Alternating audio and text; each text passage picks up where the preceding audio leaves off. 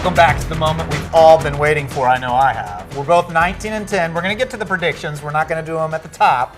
We'll run through the card. I don't want your prediction. We'll do it before we round out the segment. That way we have to keep you on the webisode the whole time. Ha ha! It's producing, my friend.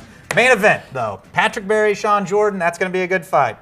Exciting fight. I really do think it's a good fight. It's great matchups and makes for fireworks, man. You got two guys that want to strike. Shawn Jordan's wrestling's a little bit better than Pat Berry's, but Pat Berry's striking's a little bit better than Shawn Jordan's. Actually, a lot better, but we'll see how that one goes. And the women getting it on. Davis and Sexton will be fighting, and it's just another example. The UFC, it's going this way. It's been going this way. I've seen the women getting. I mean, you guys have had them on local shows for a little while now.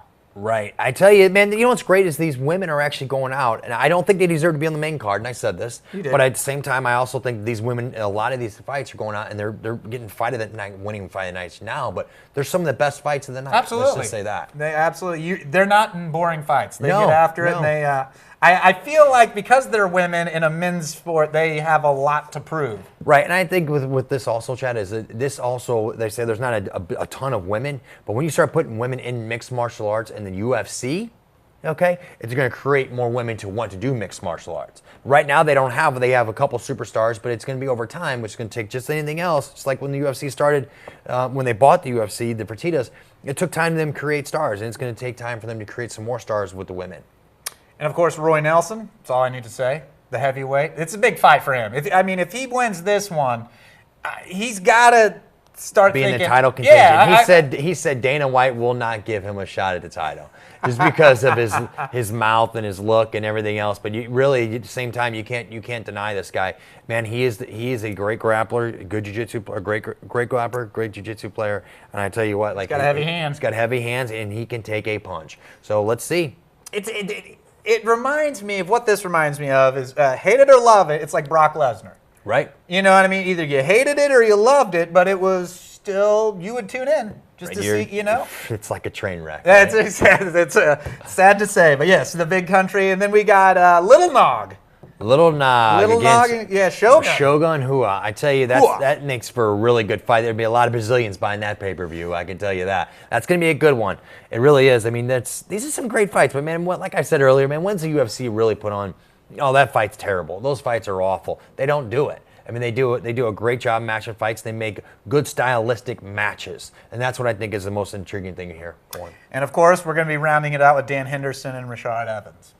Great fight. We've talked about it earlier. Yeah, two guys in great twilight. stylistically for these guys to go out. An Olympic wrestler and a D1 wrestler. You got Rashad, who's probably an overall better athlete. He's probably got smoother hands. Can probably box a little more than Dan Henderson. But Dan Henderson hits a little harder than Rashad Evans. I tell you what, that makes for a great fight. And we'll get those predictions coming right up. But real quick, I want to bounce the news of the week. It's just going to kind of be rapid fire Absolutely. at you, and you let me know what you think of it.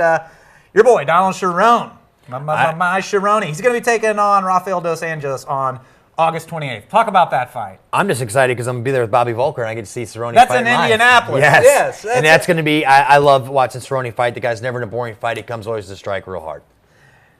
Rampage. I tell you what, he signed 3 different contracts. He signed with Bellator, TNA Wrestling, and Spike TV. What do you make of that? Well, what I make of that is that basically it's Viacom, which actually owns all 3 of those. They own Bellator, they own Spike, so they're signing him to a major deal. They're going to make him a superstar on Spike TV. And I guess doing the wrestling bit He's perfect for wrestling, man. He's perfect for wrestling. He's a guy who's moved from the octagon into like acting. Right. Kind of and one of those. Mr. T, wasn't he? Yes, that's right. The A-Team. He was Mr. T in the A-Team. What did you think of his performance? I give him a... Right. Yeah. All right. Moving on. Kevin Gastelum. Now, this is interesting. This is one that I thought was very, very interesting. He's the winner of the Ultimate Fighter this past season. I believe this is the 17. Now, this is my point of this. If you remember in that, Uriah Hall beat someone. I can't remember who it was. Chael Sonnen turns to him and says, "You can compete for the title right now in this division." Kevin Gastelum goes out and wins it, and then now they're moving him. Why would he drop weight? Why? Because he's way too small for 185 pounds. He's not even close to remotely close to a 185-pounder. I mean, he's a 170, and possibly, when I tell you this, over the years, he might even go to 155. I mean, he's a really small. Now, his style is going to give someone fits. I mean, he's going to be in your face. He's changing levels. He's a wrestler. He's going to put you on your back. He's going to punch. So someone like him is going to give anybody stylistically a tough fight. Now, he's fighting Paulo Thiago. And that's a very tough You're going to see fight. that one. That happens on August 28th. That's a tough fight for him because if anything's a knock on Kelvin, it's his jiu-jitsu. This guy's a Brazilian jiu-jitsu black belt. It's going to be a tough fight for him. They're throwing him to the wolves right away. So they're either going to think, you know what, we're going to actually market you like that. And they should. He won. Yeah, absolutely. Or you know what, you're going to sink. And they're throwing him out there in the ocean. That's a tough fight for him right away. That's rough. I mean, and Carlos Condit and Martin Kampman are going to headline that event. That's happening at Bankers Live Fieldhouse in Indianapolis on August 28th. So just a short drive down the road. Big fan of both of those guys. They both are standing bangers and not boring wrestlers. Are going to lay on top of you. Martin Kampman and Carlos Condit. Great fight. I mean, it really is stylistically a really good fight. And they're all, in the top 10, and they're all going to be fighting against each other. It's a good fight. Good featherweight fight on that tile, too. You got Hatsu. Yeah, Elkins is on a roll, and I see him taking this fight pretty handily. I'm going to make a note of that. Right, so you're going to get my so I picks can get already. across your pick, yeah. And now we're following up with Uriah Hall, who, as I was speaking about, obviously, Chael Sonnen thought he was great at the 185. Well, we finally get to see him. I believe this is his first UFC fight since Kelvin. Correct. But here's the thing: is Uriah Hall is a great athlete. He's a good kickboxer, and his wrestling's decent. Uriah Hall is going to have trouble with anybody that's going to stay in his face. If Nick Ring stays in his face the whole time, when I say stay in his face, you're right up on him and you're giving him fits. If you stay out long with him, you could have a long day. Now I tell you, with someone like Ring, if Ring can put him on his back and stay in his face, Uriah Hall needs to work on his wrestling a lot right now. And that could be a difference. And striking and dirty boxing. He needs to work on his striking and dirty boxing, not just... This is a guy I think they would like to see as a champion. Uriah? Yeah, absolutely. He's clean cut. He's exciting, and he speaks well. Now the thing is he's gonna have trouble in his career with that for a long time. That's gonna be, and that happens on August 17th in Boston. So obviously August is gonna be a good month for the UFC. Just of what we've talked about here, it's unbelievable.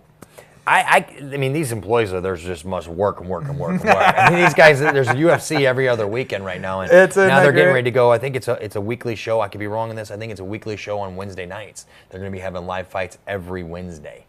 Now, I guess that's going to happen on Fuel on August 17th. Now, also on that, Chael Sonnen is going to fight Shogun Rua on the 17th.